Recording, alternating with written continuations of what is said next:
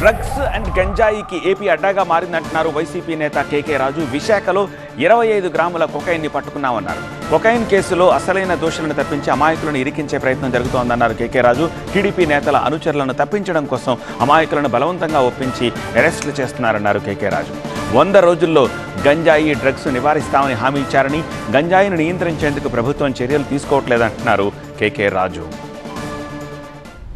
ఈ రాష్ట్రం మారక ద్రవ్యాలకు, డ్రగ్స్కు అడ్డాగా మారిపోయింది.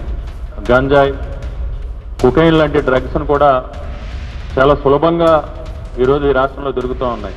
విశాఖపట్నంలో 25 గ్రాములు కొకైన్ని ఒక యూనివర్సిటీ ప్రాంతంలో పట్టుకున్నామని స్వయంగా అందులో ఒక అతన్ని అరెస్ట్ చేసి జైలుకు పంపించామని పోలీసు వారే చెప్పడం జరిగింది.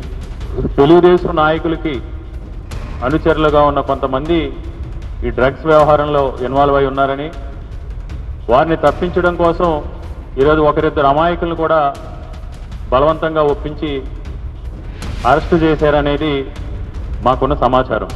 100 రోజుల్లో ఆంధ్రప్రదేశ్ రాష్ట్రంలో గంజాయి కానీ, డ్రగ్స్ కానీ ఇలాంటి కార్యకలాపాలు లేకుండా పూర్తిగా నివారిస్తామని ఆ రోజు చంద్రబాబు నాయుడు గారు కానీ, కూటమిలో ఉన్న వారి భాగస్వాముల నాయకులు కానీ చెప్పడం జరిగింది.